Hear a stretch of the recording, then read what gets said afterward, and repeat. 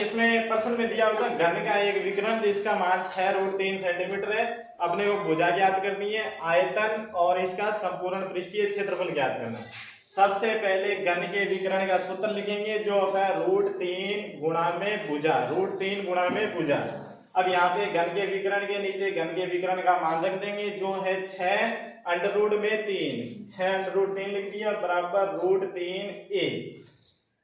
a के साथ जो √3 है वो गुणा में है, पक्षांतरण के नियम से ये क्या है इस तरफ आ जाएगा, यानी कि 6√3 के नीचे आ जाएगा √3, तो यहाँ बच जाएगा a। अब काट देंगे √3 से √3 कैंसिल कर देंगे, तो यहाँ a का मान आ गया 6, यानी कि a का मतलब होता है भुजा, तो भुजा का जो मान है वो क्या आ गया 6। अब अपने को आयतन ज्ञात करना है, तो आयतन ज्ञात करने का सूत्र होता है a की घात 3 या भुजा की घात 3, यानी भुजा को आपस में 3 बार गुणा करना है। तो 6 को 6 से गुणा करेंगे 36, 36 को 6 से गुणा करेंगे 216 सेंटीमीटर क्यूब। अपने पास जो घन का आयतन है वो आ गया 216 घन सेंटीमीटर, घन सेंटीमीटर। अब अपने को ज्ञात करना है संपूर्ण पृष्ठीय क्षेत्रफल, जो दिया हुआ घन है इसका संपूर्ण पृष्ठीय क्षेत्रफल, तो ये होता है 6a²। तो a का मान अपने पास है 6, इसकी घात 2, यानी कि 6 की घात 2 है, इसका मतलब 6 को आपस में 2 बार गुणा करना है। तो 6 एक पहले से बाहर ही है और ब्रैकेट में 6 गुणा 6, 6 का 6 से गुणा करेंगे 36 और फिर 6 से गुणा करेंगे तो ये आ जाएगा 216। पृष्ठीय क्षेत्रफल है इसलिए आएगा वर्ग सेंटीमीटर, और अगर आयतन होता है तो उसमें आता है घन सेंटीमीटर।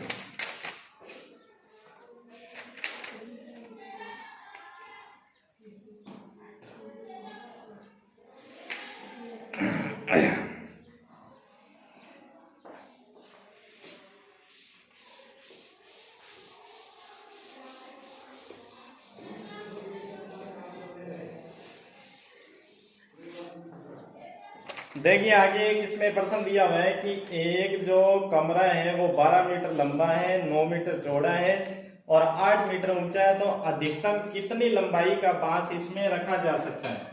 एक कमरा है जिसकी लंबाई जो है वो है 12 मीटर, कमरा क्या है 12 मीटर लंबा है और 9 मीटर चौड़ा, 9 मीटर चौड़ा और इसके बाद 8 मीटर ऊंचा, 8 मीटर ऊंचा है, तो इसमें अधिकतम कितनी लंबाई का बांस रखा जा सकता है।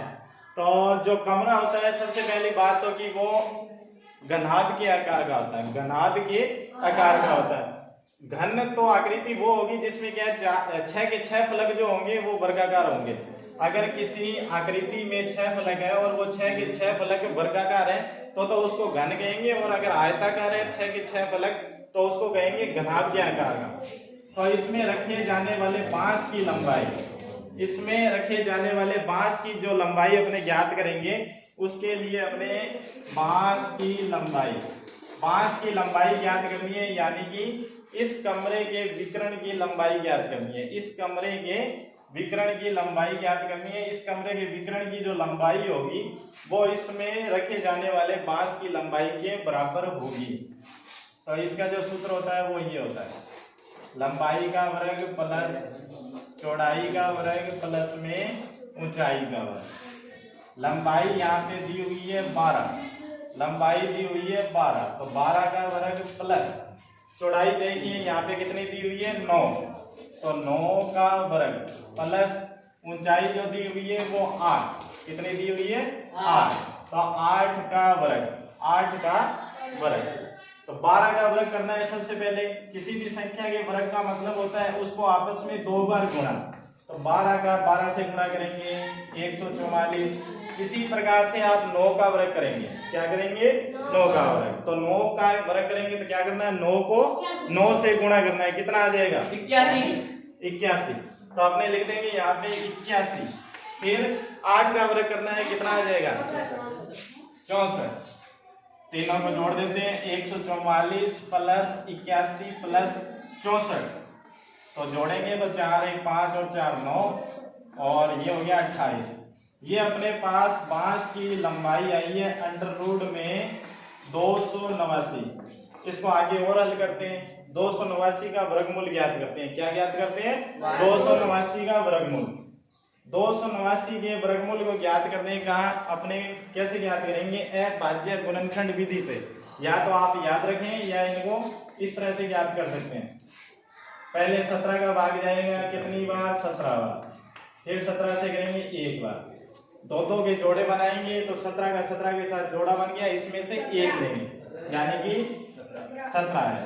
तो रखी जाने वाली जो बांस की लंबाई है अधिकतम वो विकर्ण की लंबाई के बराबर होती है और वो जो लंबाई है वो है 17 सेंटीमीटर। वो जो लंबाई है वो है 17 सेंटीमीटर।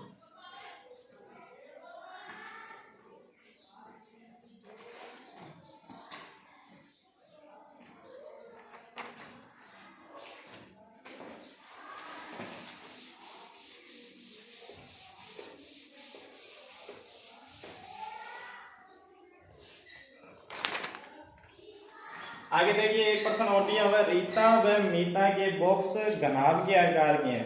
रीता और मीता के जो बॉक्स हैं वो घनाभ के आकार के हैं। रीता के बॉक्स की लंबाई और चौड़ाई मीता के बॉक्स से 10% अधिक है, परंतु रीता के बॉक्स की जो गहराई है वो मीता के बॉक्स से 20% कम है।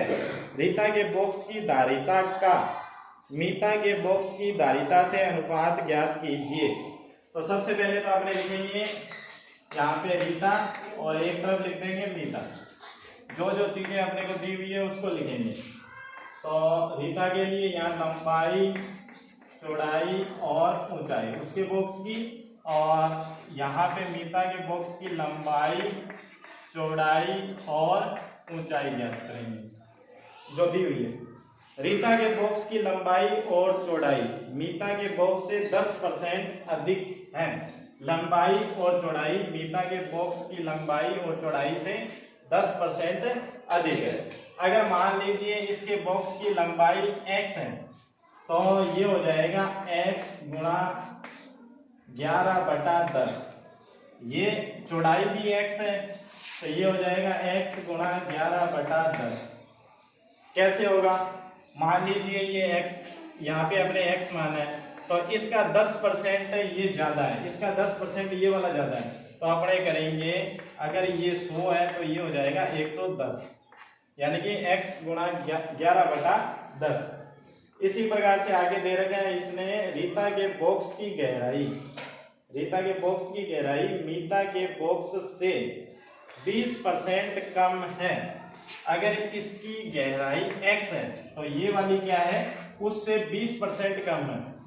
यानी कि अगर उसके 100% आए हैं तो इसके 80% ही आएंगे।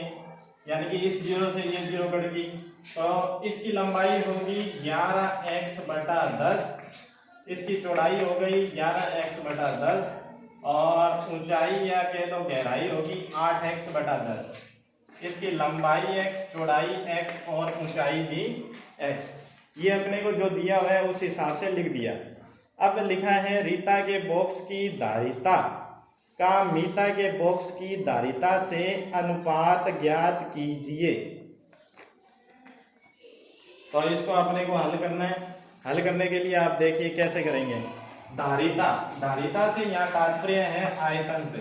धारिता लिख दिया जाए तो उसका मतलब आयतन ही होता है। तो यहाँ पे रीता के बॉक्स का आयतन ज्ञात करेंगे।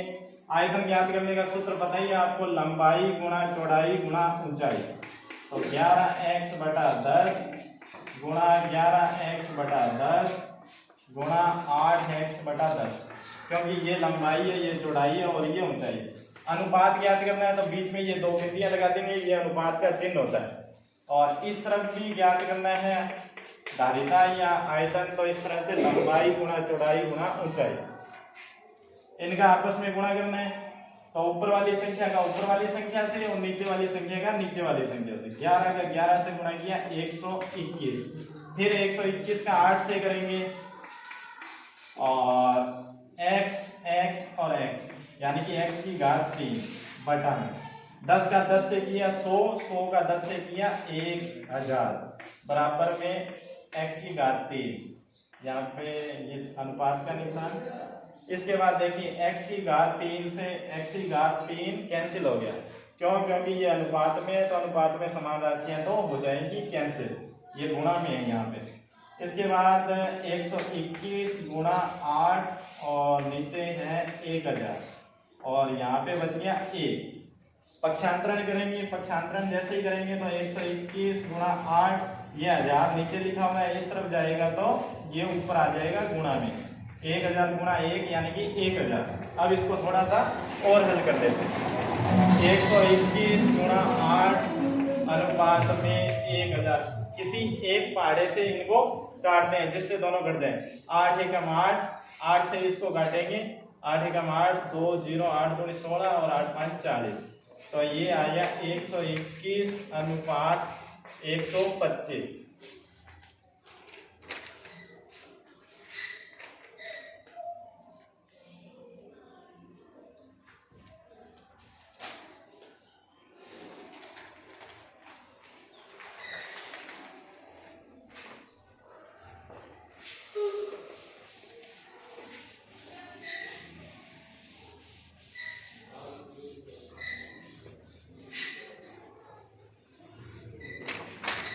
आगे जो प्रश्न दिया हुआ है वो दिया हुआ है एक आयताकार जलाशय है जिसमें 42,000 लीटर जल आता है, जिसकी लंबाई 6 मीटर है, चौड़ाई 3.5 मीटर है, तो आपको इसकी गहराई बतानी है। आयताकार जलाशय है, आयताकार जलाशय जिसकी लंबाई जो दी हुई है वो 6 मीटर है, लंबाई बराबर में 6 मीटर। उसके बाद चौड़ाई बराबर 3.5 मीटर है और गहराई अपने को बतानी है। और इसका जो आयतन है, आयतन बराबर में 42,000 लीटर। जब आपको किसी भी पात्र का आयतन लीटर में दिया हुआ हो, जब भी आपको किसी भी पात्र का आयतन लीटर में दिया हुआ हो तो उसका आयतन किसी भी इकाई में ज्ञात करने के लिए उसमें 1000 का भाग दे देते हैं।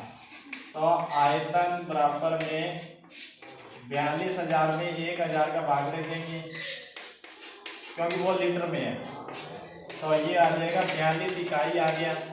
अब अपने को आयतन का सूत्र लगा देंगे। यहाँ आयतन बराबर होता है लंबाई गुणा चौड़ाई गुणा ऊंचाई। क्यों? क्योंकि आयताकार जलाशय है, इसका मतलब यहाँ पे घनाभ के आयतन का सूत्र लगेगा। तो आयतन हो गया 42 बराबर लंबाई आपको 6 दी हुई है, चौड़ाई 3.5 दी हुई है और ऊंचाई आपको ज्ञात करनी है। इससे पहले आपको एक चीज का ध्यान रखना होगा कि लंबाई चौड़ाई जो दी हुई है वो दोनों एक ही राशियों में होनी चाहिए। ये मीटर में है तो ये भी मीटर में है, अगर नहीं दी हुई हो तो उसको आप चेंज करेंगे। 42 बराबर h के साथ ये दोनों राशियां गुणा में है तो इनको पक्षांतरण करके अपने इस तरफ लेके आएंगे। 6 × 3.5 बराबर में x काट देंगे, 6 एकम 6 काटेंगे 7 बार, ये आ गया 7 बटा 3.5। 3.5 से काटेंगे 2 बार क्योंकि ये 3.5 है, 3.5 से 7 को काटेंगे तो 2 बार। तो h का जो मान आया है वो आ गया 2 मीटर, क्योंकि अपने को जो भी राशियां दी हुई है वो क्या है मीटर में दी हुई है, इसलिए h का मान आ गया 2 मीटर। अतः उस आयताकार जलाशय की जो गहराई है वो है 2 मीटर।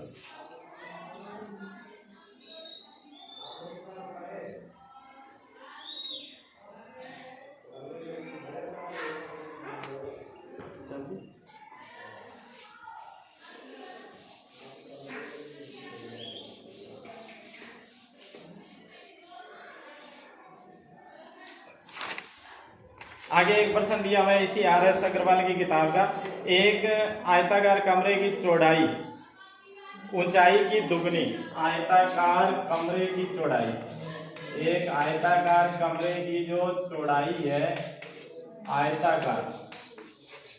आयताकार जो कमरे की चौड़ाई है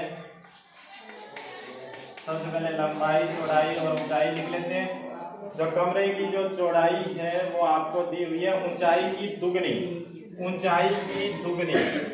चौड़ाई जो है ऊंचाई की 2 गुनी, चौड़ाई जो है वो दी हुई है ऊंचाई की 2 गुनी, तथा लंबाई से आधी है, और लंबाई से आधी है, लंबाई से तो आधी है और ऊंचाई की 2 गुनी है।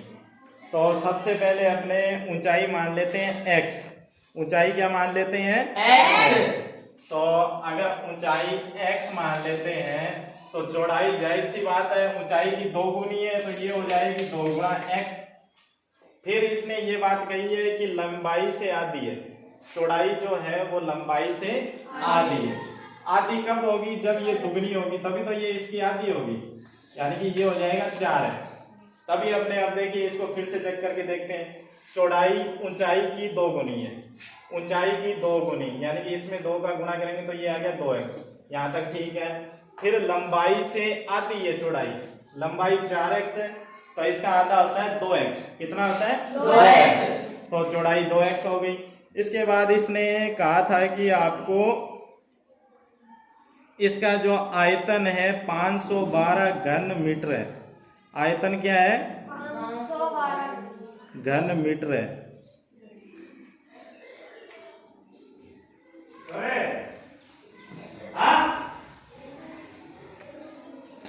आयतन है 512 घन मीटर। आयतन 512 घन मीटर।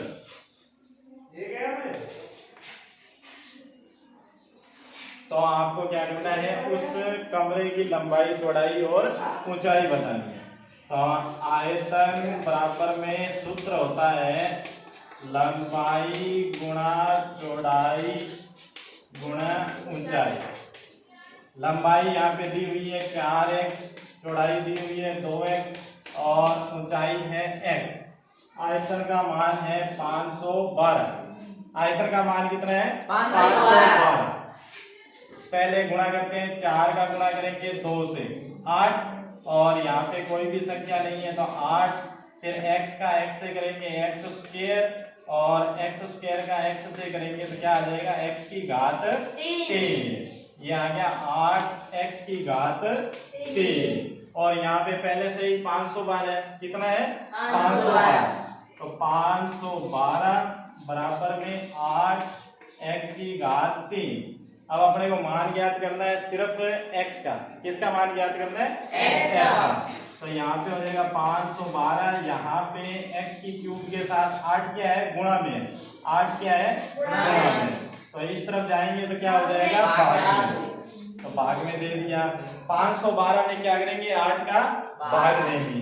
तो जैसे ही भाग देंगे 512 में 8 का, तो ये आ जाएगा 8 6 48, 3 2 32। बराबर में क्या आया? x की घात 3। यानी कि अपने को ज्ञात करना है 64 का घनमूल। 64 के घनमूल यानी कि 64 का घनमूल होता है 4। तो x का मान कितना आ गया? 4। x का मान 4 आते ही आप लंबाई, चौड़ाई और ऊंचाई को ज्ञात कर सकते हैं। लंबाई थी आपकी 4x, यानी कि 4 गुणा 4 कितना हो गया? 16। अब चौड़ाई ज्ञात करेंगे, ये थी 2x, यानी कि 2 गुणा 4 कितनी हो गई? 8। और ऊंचाई थी सिर्फ x, यानी कितनी हो गई? 4। और मीटर में दी हुई है, तो ये सभी इकाइयां क्या हो गई? मीटर में।